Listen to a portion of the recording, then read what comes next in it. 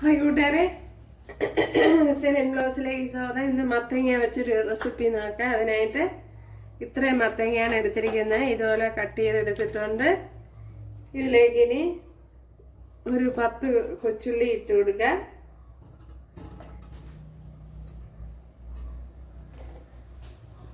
ഇതിനെ ഒന്ന് കട്ട് ചെയ്തിട്ട് കൊടുക്കാം. അപ്പോൾ ഇത് വലിയ കൊച്ചുള്ളി ആയതുകൊണ്ടാണ് കട്ട് ചെയ്ത് കൊടുക്കണത്. ചെറുതാണെങ്കിൽ കട്ട് ചെയ്യണ്ട.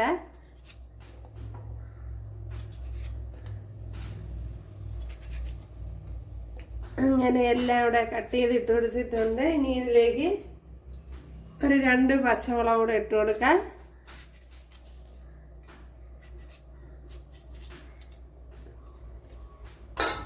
അതേപോലെ ചെറിയൊരു മുരിങ്ങയ്ക്ക് ഇതുപോലെ കട്ട് ചെയ്തെടുത്തിട്ടുണ്ട്.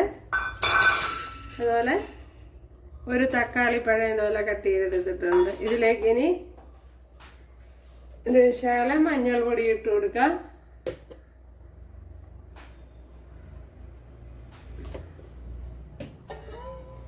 ഇനി വേകുവാൻ ആവശ്യമായ വെള്ളം ഒഴിച്ചു കൊടുക്കുക. ഇപ്പോൾ വേകുവാൻ ആവശ്യമായ വെള്ളം ഒഴിച്ചു കൊടുത്തിട്ടുണ്ട്. ഇവിടെ ഒന്ന് അടച്ചു കൊടുത്തിട്ടുണ്ട്. കുക്കറിലാണെങ്കിൽ ഒരു വിസിൽ കൊടുത്ത് എടുക്കാം. ഒരു 1 വിസിൽ കൊടുക്കണം. മീഡിയം തീയിൽ വെച്ച് പെട്ടെന്ന് വേവിച്ചെടുക്കാം. ഇവിടെ മത്തങ്ങയൊക്കെ നല്ലതുപോലെ കഷ്ണങ്ങളെല്ലാം വെന്ത് വന്നിട്ടുണ്ട്. എന്തല്ലേ നല്ലതുപോലെ വെന്തിട്ടുണ്ട്. ഇനി ഇതിലേക്ക് കുറച്ച് പുളിവെള്ളം ഒഴിച്ചു കൊടുക്കാൻ. എപ്പോഴൊരു നെല്ലിക്കയുടെ വലുപ്പത്തിലുള്ള പുളിയാണ് എടുത്ത്. ഒരു പിടി തേങ്ങ, അതുപോലെ ഒരു 1 ടീസ്പൂൺ ജീരകം ഇത്ര എടുത്തിട്ടുണ്ട്. ഇതിനെ ഒന്ന് ഫൈനായിട്ടൊന്ന് അടിച്ചെടുക്കാം. ഇപ്പോഴിവിടെ അരപ്പ് അരച്ചെടുത്തോണ്ട് വന്നിട്ടുണ്ട്. അത് ഇതിലേക്ക് ഒഴിച്ചു കൊടുക്കാം.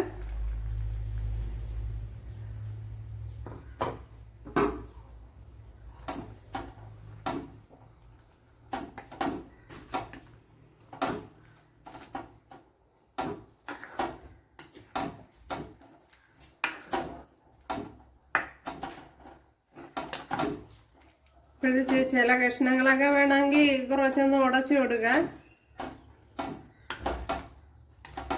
കറിക്കൊന്ന് കൊഴുപ്പ് കിട്ടാൻ വേണ്ടി.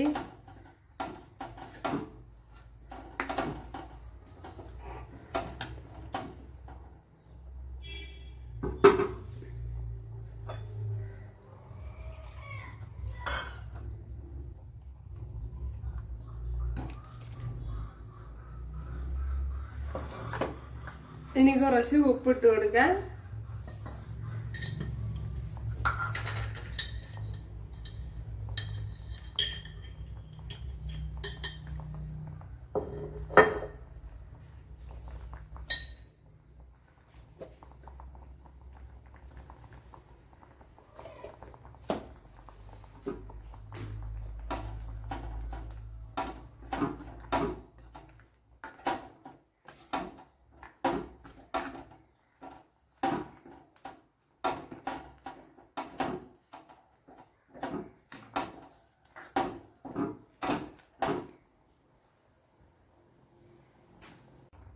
ചെറുതായിട്ടൊന്ന് ഇങ്ങനെ ഒന്ന് ഉടച്ചു കൊടുക്കുക. അപ്പോഴെല്ലാ കഷ്ണങ്ങളും ഉടയ്ക്കണമെന്നില്ല, കുറച്ച് അങ്ങനെ ഒന്ന് ഉടച്ചു കൊടുക്കണം. ഞാൻ ഓക്കെ.